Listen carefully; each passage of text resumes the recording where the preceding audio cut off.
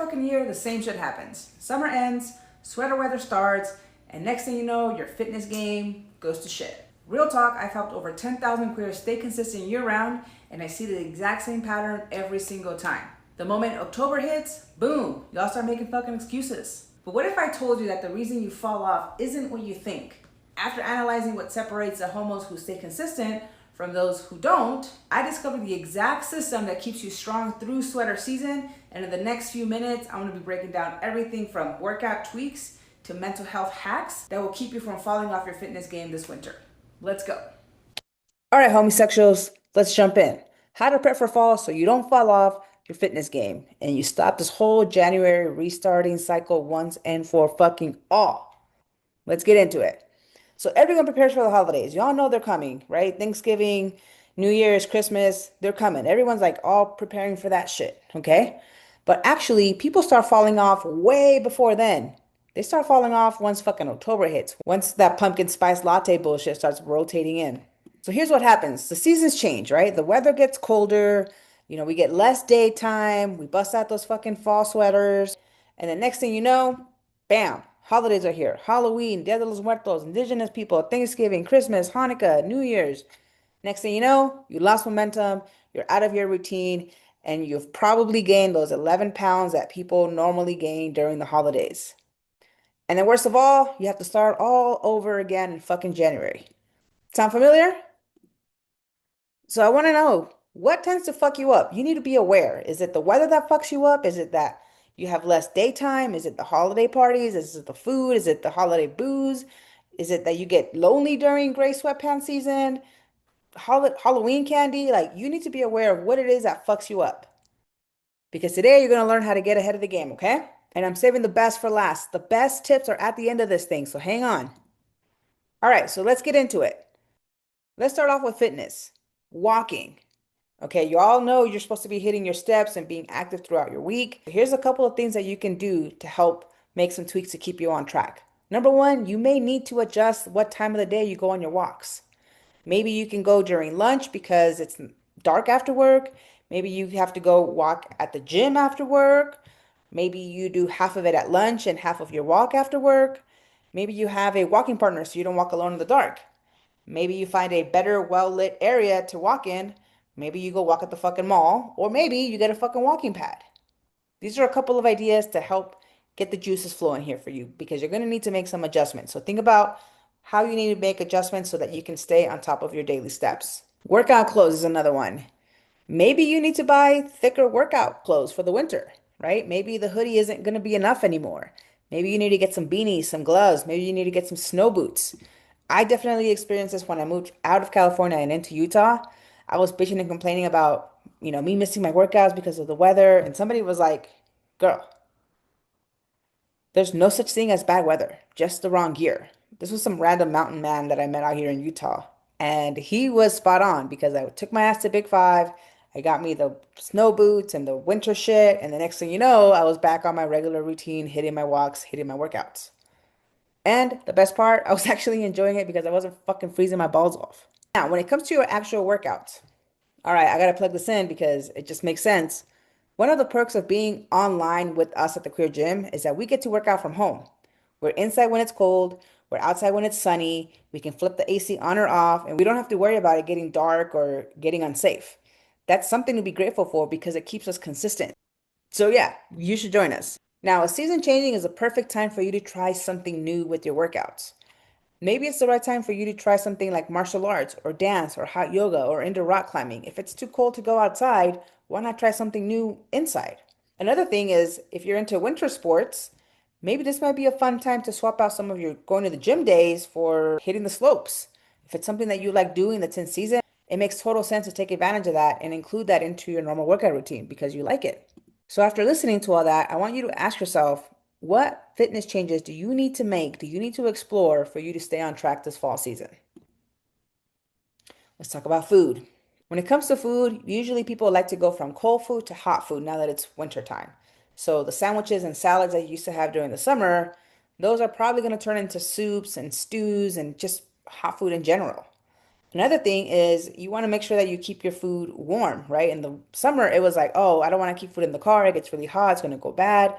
In the winter, it's how do I keep my food warm? There's two options I want to throw your way. One of them is just to get an insulated lunchbox, something like this. They're on Amazon, 10 bucks. That's an easy one. A second option is you can get an electronic lunchbox that actually heats up your food. So something like this. These are 20 bucks, still pretty inexpensive. And if it's going to help you eat better and keep your soups and your stews and all that warm, I think it's worth the investment. Now, one of the best parts about the holiday season is, of course, all the baked goodies. So here are some tips to help you still enjoy some of those baked goodies during the wintertime. I want you to find the gains version of that. What I mean by that is like find a way to make it a little healthier, okay? Look for less sugary ingredients that you can swap. Look for ways to maybe add some more protein.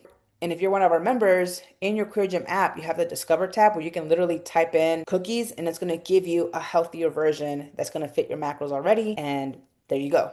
I think it's worth looking into ways to make some of your favorites in a healthier version because I want you to enjoy holiday treats forever and I want you to stay in shape forever. So I feel like taking the extra effort one time this year for the rest of your life to make a healthier version of your favorite baked goods, I think it's I think you're worth that. Okay, a little bonus one, and this is probably because I'm Mexican, but you know, tamale season is upon us.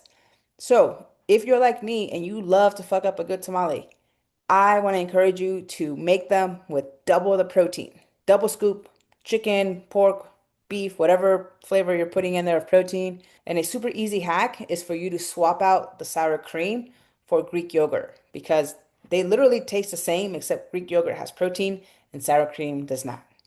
Now, with the season changing, of course, we want to enjoy some of our favorite cultural foods. And these are some of mine. So I love me a good champurrado. It's like similar to Mexican hot chocolate, but in my opinion, way better. But this is just a quick way to make the same thing just a little bit healthier, right? I could use almond milk. I could skip the piloncillo and sweeten it with cinnamon or with some honey. Pozole is another one of my favorites. So you can actually look into some of your favorite cultural foods and find small changes that you can make that will help better align that food with your goal so that you can fucking enjoy it.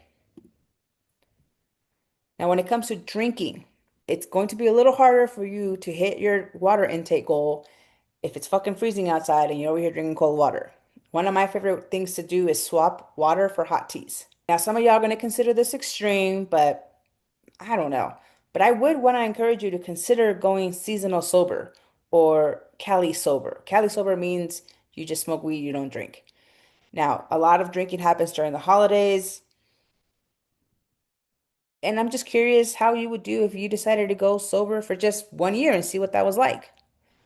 Either way, do it or not, your call. If you aren't going to be drinking during the holiday season, I encourage you to have a plan and make a promise to yourself and actually keep that promise. Okay? Regardless of whatever you decide to do, I still want to give you a little bit of insight on ways to better align drinking during the holidays with your goal. It's cool now to have non-alcoholic drinks. Pretty much any restaurant that you go to now, they'll have non-alcoholic beer or they'll offer mocktails. So you can sit there and be social and like have a little drink in your hand, do the thing. Of course, shots, they're a little stronger but lower calorie. Then you have wine. Next best is seltzers. Wine and seltzer usually have about 80 to 100 calories. And if you want to drink, then take your alcohol with a 0 calorie chaser or a 0 calorie mixer. Now, I won't go too much into this because I'm going to be doing another video on, how to get ratchet. So that's coming soon. Okay, so when it comes to nutrition, what do you want to explore for this fall season? Where can you make some tweaks? Where can you make some changes? I want you to think through that, and I actually want you to like implement the shit. Now, when it comes to sleep and recovery, seasonal depression is a thing. So I encourage you to revisit your nighttime schedule and see if you need to make some adjustments to that as well.